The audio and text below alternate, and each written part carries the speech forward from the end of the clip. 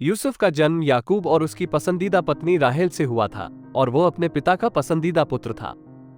यूसुफ के भाई अपने पिता के पक्षपात के कारण उससे ईर्ष्या करते थे। भाइयों ने यूसुफ के विरुद्ध षड्यंत्र रचा और उसे इश्माएलियों के एक समूह को दासत्व में बेच दिया, जो उसे मिस्र ले गए। तब उन्होंने अपने पिता को बताया कि यूसुफ को किसी जंगली जानवर ने मार डाला है। मिस्र में यूसुफ को फिरौन के एक अधिकारी पोतीपर के हाथ बेच दिया गया था। यूसुफ ने पोतीपर के घर में सेवा की और उसका विश्वासपात्र सेवक बन गया। हालांकि पोतीपर की पत्नी ने यूसुफ पर झूठा आरोप लगाया कि वो उसे फुसलाने की कोशिश कर रहा था और उसे जेल में डाल दिया गया। बंदीगृह में यूसुफ ने 2 संगी बंदियों, पकानेहारों के प्रधान और पिलानेहारे के स्वप्नों का अर्थ बताया। उसने पिलानेहारे से कहा कि 3 दिन में वो फिर से अपने पद पर आ जाएगा, परंतु पकाने वाले को फांसी पर लटका दिया जाएगा। 2 वर्ष के बाद फिरौन ने ऐसा स्वप्न देखा जिसका अर्थ उसका कोई भी पंडित न बता सका। पिलानेहारे ने यूसुफ को स्मरण करके फिरौन को स्वप्नों का अर्थ बताने के उसके वरदान के विषय में बताया।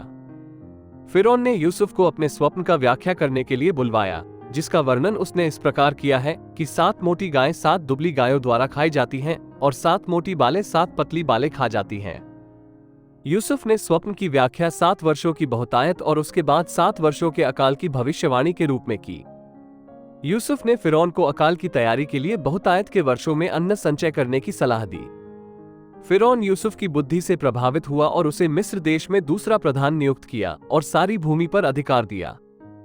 यूसुफ अन्न के भंडारों का अधिकारी रहा और जब अकाल पड़ा तब उसने लोगों को अन्न बांट दिया।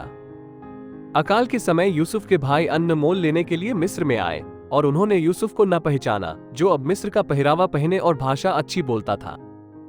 यूसुफ ने अपने भाइयों पर जासूस होने का आरोप लगाकर और उनके सबसे छोटे भाई बिन्यामीन को उसके पास लाने की मांग करके उनकी परीक्षा ली।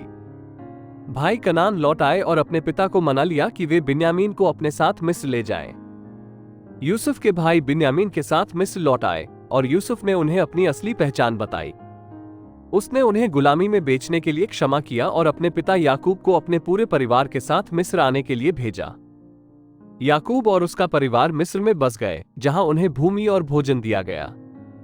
यूसुफ फिरौन के सलाहकार के रूप में सेवा करता रहा और अकाल के दौरान अनाज के वितरण का निरीक्षण करता रहा।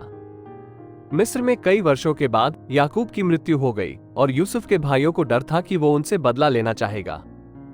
तथापि यूसुफ ने उन्हें आश्वस्त किया कि उसने उन्हें क्षमा कर दिया है और वो उन्हें और उनके परिवारों को प्रदान करना जारी रखेगा। यूसुफ की बुद्धि और नेतृत्व ने मिस्र और उसके परिवार को अकाल से बचाया और उसकी कहानी उसके जीवन के लिए परमेश्वर की योजना का एक प्रमाण है।